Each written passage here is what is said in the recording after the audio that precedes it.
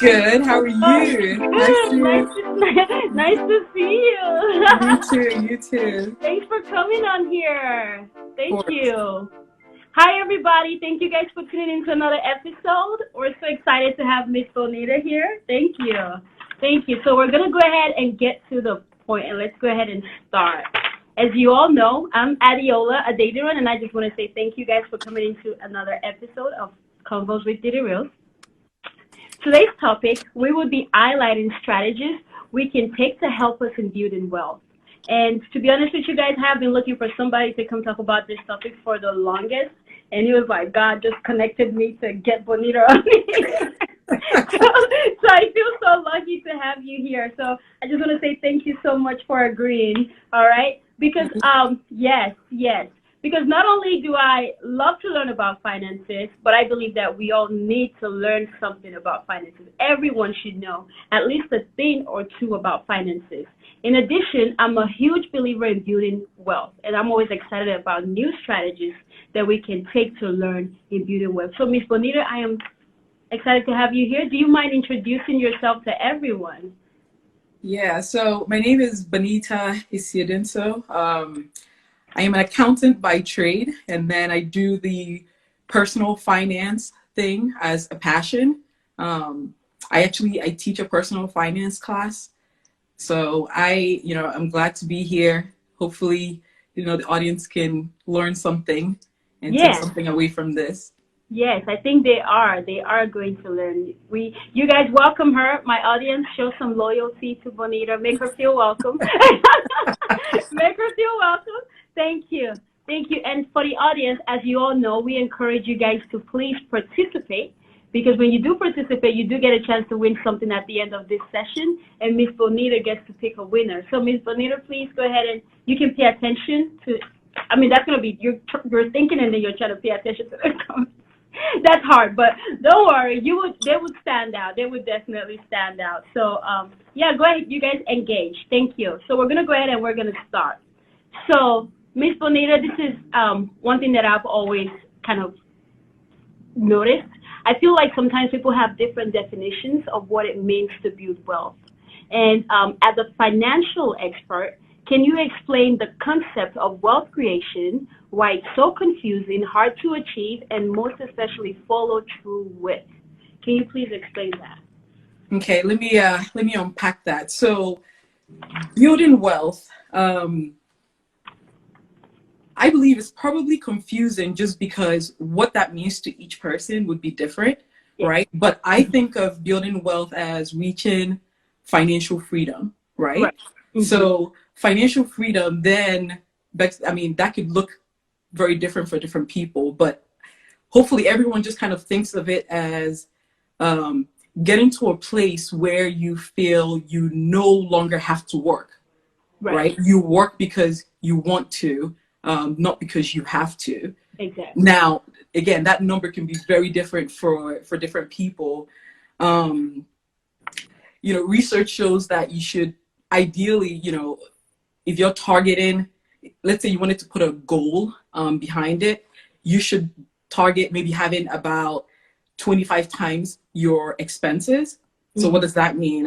If you need about, let's say, $50,000 a year to survive, so having 25 times that, you would be able to withdraw from that and kind of live the rest of your life. And obviously we can go into some of the ways to achieve that and all of that. But why it's confusing, it's because of people not knowing kind of what to target, right? Because that number is very different for each person. But you can always use, like I said, the 25%, 25 times your expenses. Some people, you want to do 25 times your income.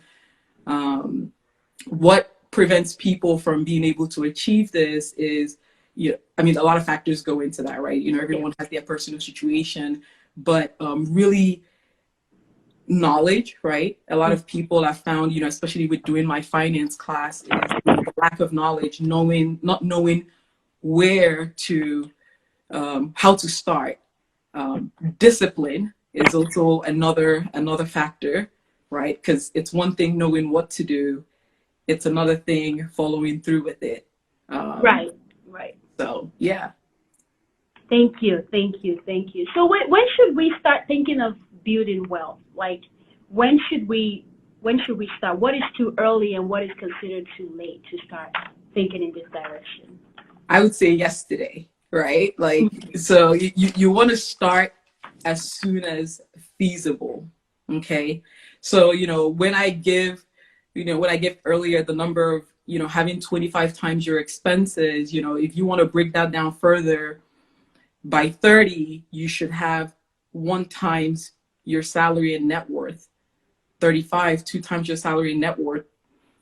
By 40, 4 times your salary and net worth, right? Mm-hmm, mm-hmm. Again, these are kind of high numbers to achieve, but it's I understand the difficulty, but you want to start, and let me put it more in context, especially when it comes to stock market, right? Mm-hmm. If you start to talk about investing in the stock market, time, the length of time you let your money sit out in the market is probably, it's for a fact, it's more important than the amount you actually put it in. Okay. So when you ask, when should you start? And I say yesterday, it's start as soon as possible, right? Mm-hmm. Because the length of time. So just to give you an idea, if you guys understand kind of the concept of compounding your money, right? So your money is doubling every certain number of years, depending on, just the rate of return. If someone is investing, let's say, $100, and they start that in their 20s, and then you have another person who starts, at 40, right? They say, okay, now I'm 40, now I'm ready to start. They would need 6 times as much. So they would need about $600 to be able to catch up to the person that started in their 20s. Right. So if you think about that difference, investing 100 versus 600, that's when you start to realize the time is a lot more important than how much, really. Right. So start as soon as possible. The second part of your question, when should you stop? Again, it goes back to what are your goals, right? Mm-hmm. And for each person, you would sit down and you would decide. So if you wanted to follow the matrix that I gave about 25 times your expenses, right? Once you figure that out and you figure out, okay, if I start putting away little, if I start setting some money aside, how long will it take me to achieve that goal? Then you can stop, right? So it's really the thing with personal finance. It's personal because they're hard rules, but when it comes to the numbers, right, it depends on the individual, right? So because one person, maybe I just need, like I said, I just need 50,000 a year. Maybe somebody else, they want, 200,000 a year. So, but either way, the matrix is still the same, but your target number will vary slightly. But start as soon as possible. If you're way ahead of the game, then obviously you can stop, right? Now I will say that, as much as building and growing for the future is important, you don't necessarily want to not live your life, right? Now, when I say that, that doesn't mean everyone, go and blow and blow money. But there is a right balance, right, where you think about your future self, and yet still kind of live in the moment. Right. When you say have 25 times your income, you mean when they're ready to retire for some people? Right. In the financial industry, there is what's called kind of a 4% rule. So it's basically again, using stock market as the investment vehicle. The 4% rule is basically, it's the rate at which you can withdraw from your investment. So if you're withdrawing 4% of your investment, it's said that your investment will last you through like the end of your life, and probably you still have some left. So those numbers kind of come from there. So if you had 25 times your salary or take 25 times your living expenses, you would be able to withdraw at that 4% rule. If you use the 4% rule to do the withdrawal from your investment, and that would last you forever. So if you think about not wanting to work anymore, right? So if you have that built up, now you can withdraw at 4% and just not work, right? So, right. Yeah. So And I give those, not to say that everyone has to achieve those, but if you're on here and you're like, everyone is always saying save, but it's like, how much is enough? Like, what should I strive for? Right. You can use that as a target. Okay. All right. I love that, using that as a target. So you've mentioned a whole lot about investment, and I think this is one of the things that everybody wishes to invest in some form or way. Everybody likes money, but I feel a lot of people don't really know what options are available out there. So what are some steps that you believe we can take to start building wealth? So building wealth, is really a combination of a few things, right? At a high level, I'll just kind of spell out all the basics. So, you want to make sure you have, your emergency fund, right? So you have some money set aside in your savings account for a rainy day or for unexpected events. You want to budget, right? Why are you budgeting? If you're very active in your finances, right, then you know how money is coming in, how it's going out.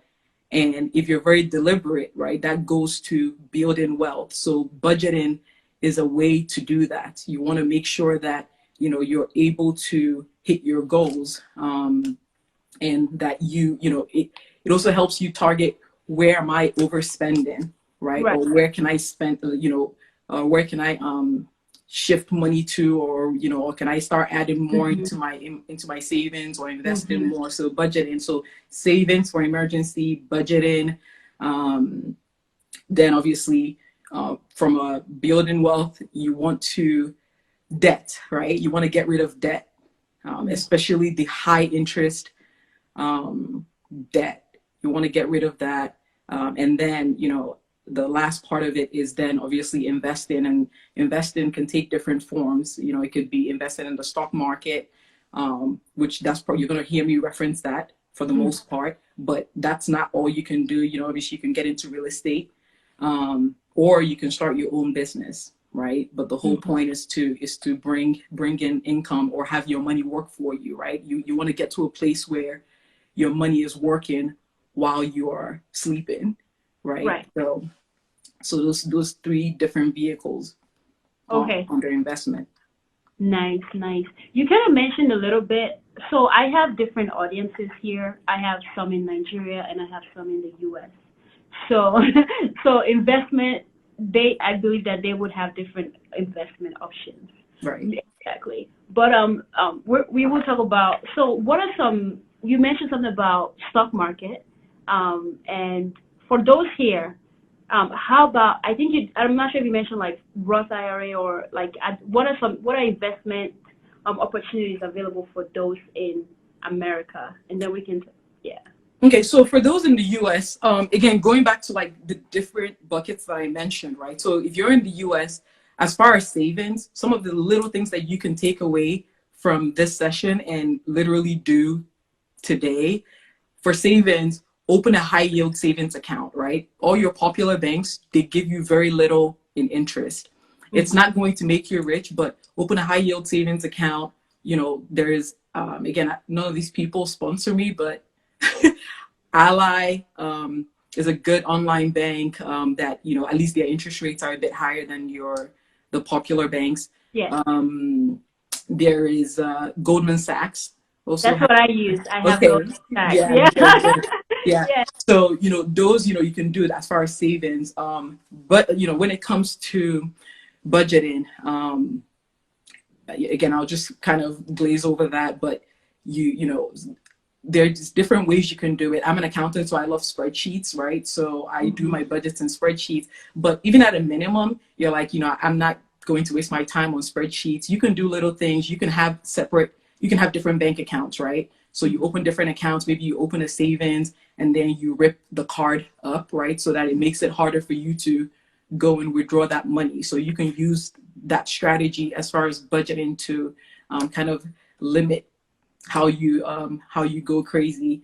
And then for the investment piece for the US folks again, so investing in the stock market, a lot of people, you just mentioned, 401k, right? There's the 401k, which a lot of you probably know is the account that is offered through your employer, right? And that name is derived from, it's just a section of the tax code, 401k. And then there's the Roth IRA, another retirement type vehicle. All of these things are just different types of accounts that you can put money in to invest in the stock market, right? Mm-hmm. So everyone can reach this, can get to the stock market, but you have to get to the stock market, you have to go through a type of account. And the types of accounts are either the 401k, the IRAs, right? Or an individual brokerage account. So for those of you that hear about Robinhood, Acorn, those are your individual brokerage accounts, and you can use all those tools to invest in the stock market. For the Nigerians, I'm not too familiar with kind of the market there, but like I said, building wealth is not just in the market, right? You can buy real estate, right? So you can certainly buy land. You can start a business. Obviously that one, the starting a business is kind of the hard part, right? Because you don't know if it's going to yield enough, or but it's still an investment. I'll just say, just do your research, right? But there are still methods for you to think about your future and try to figure out, how to make your money grow. Right. Some people might say, I don't have enough income to start building wealth. I can't afford to put money in 401k. I've seen a lot of people here say it's hard to save when you don't have any income coming in. I've seen that, and I've seen some comments here. So in that case, what do you have to say to these people? Yeah, I mean, that's a tough one. It depends on how extreme, right? Like we're talking. I mean, if you have no income coming in, I mean, I guess first, I guess I'm not sure, at least for the US based folks, right? Like you're living somewhere. So I would think you have some income coming in, but if we phrase it and ask, well, I barely make enough, right? I'm just kind of keeping up with bills. That's kind of where all the different strategies I talked about, right? Because investing is just one aspect of building wealth, right? But there's other things that play into that, right? There's the budgeting, and there's budgeting, and why can't I think of the other one? Anyway, but the point is, if you are having a difficult time putting money away for investment, you have to start with the budget. Figure out where your money is going. Then maybe you need to cut down on some expenses if feasible, right? And during my class, I have done sessions where I've seen that this is simply an income problem, right? So it's not that they're spending excessively, but it's just a matter of them bringing their income up. And then that's kind of where you start to explore either maybe getting a second job, right? I've done it. I've done I'm working in corporate, and I have a job in the evenings, at Lowe's. Okay, so it all depends on how much you're willing to, or what you're willing to sacrifice, right? To get to your goals.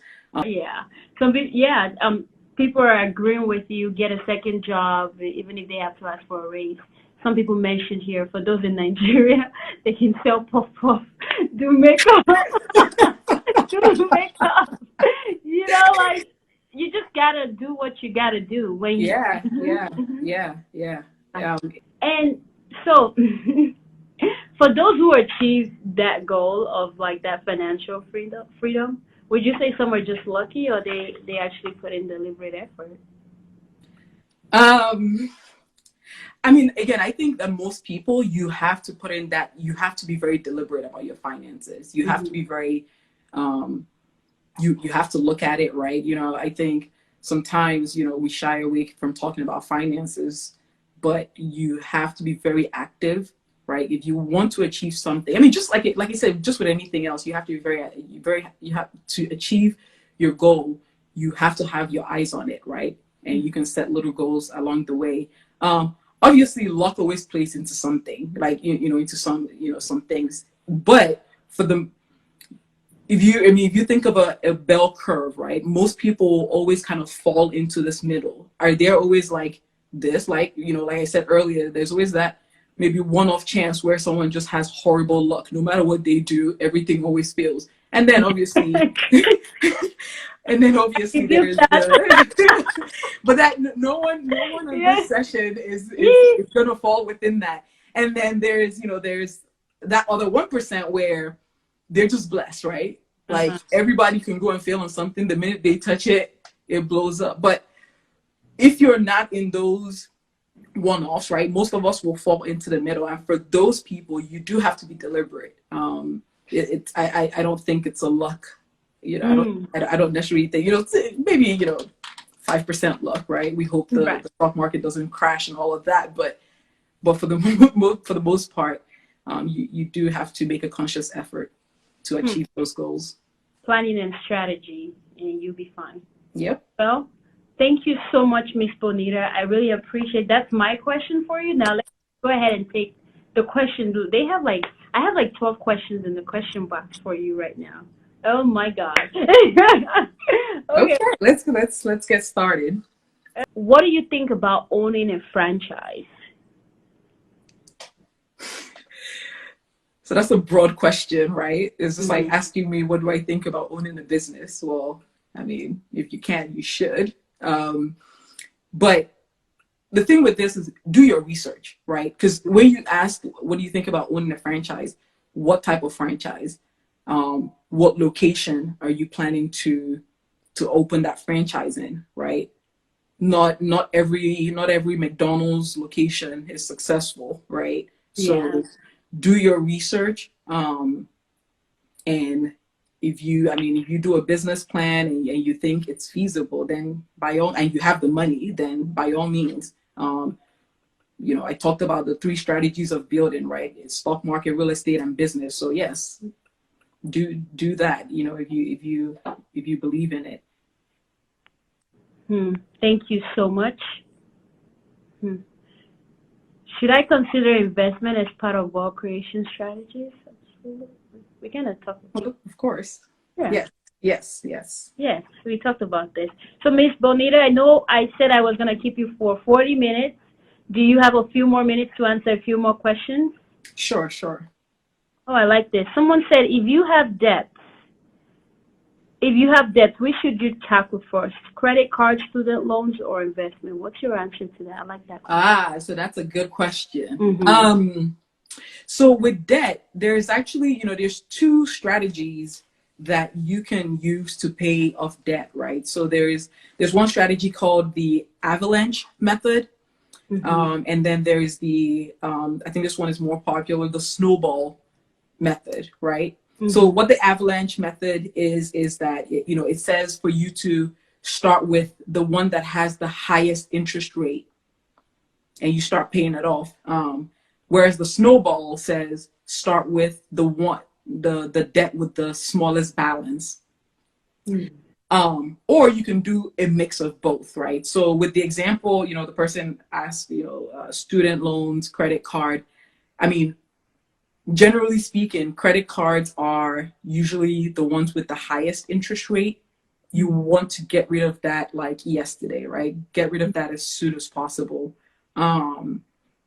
But like I said, you can use either of these 2 methods. And with this, if we're going straight numbers, right, then you want to pay off one with the highest interest. But from a human psychological perspective, the snowball method works better, right? So you're starting with your smallest balance. It may not necessarily be the one with the highest interest rate. However, human psychology has shown, if you start paying off kind of the debt with the smallest balance, if you have a lot of accounts open, you pay off one with the smallest balance, it kind of keeps you motivated, and you just, it'll keep the momentum going. But like I said, you can do a mixture of the two, where maybe you start out with the snowball, you pay off some, it makes you feel good, and then you switch to the avalanche where you're paying off, the highest interest, because obviously that's costing you more. You're never going to make enough in the stock market consistently to make up for the amount of interest that the credit card companies are charging you. So get rid of credit card debt as soon as possible. A friend of mine actually asked me this yesterday, and I just want to ask you about it. They're gonna be mad at me, but I want to ask you.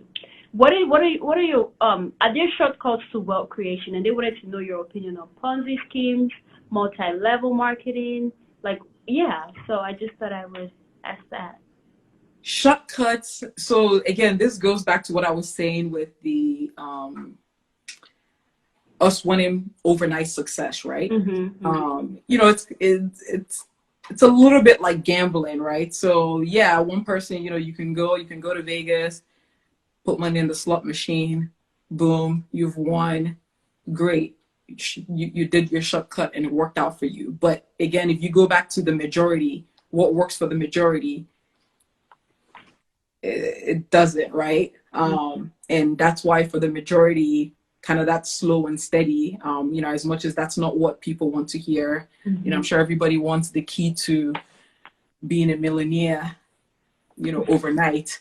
If I had that key, again, I would be in Bahamas somewhere. Me too. Right, exactly. So, I mean, is there a shortcut? I mean, not that I personally know of. I think the methods that I teach are one that anyone can implement and still kind of reach their ultimate goal. So, but if anyone is aware of the shortcuts, please send me an email at Hawiz Consultant, HAWIZ Consultant @gmail.com. Holla at us if you have. Yes. Let us know. Let's give Miss Bonita a hand of applause for coming. I know we can't hear everybody else, but I'll do it for everybody else. Let's give her a hand. Thanks everyone for joining, listening. Very good questions. Yes. Yeah, I really enjoyed it. Yes, and what she mainly focused on was overview of finances. And if you want to learn more about some of these things that we talked about, 401k, IRA, stock market investment, long-term investment, you should go ahead and reach out to her through Just Move to Yankee webpage. And she, what's your email, if you don't mind me asking? So yeah, the email is Hawiz, HAWIZ, consultant @gmail.com. Absolutely. Or like you said, you can just on Instagram reach out to Just Move to Yankee. Yeah. Yes. Thank you so much. And we're gonna call it for the day. Thank you so much, everybody. Have a nice day. Bye.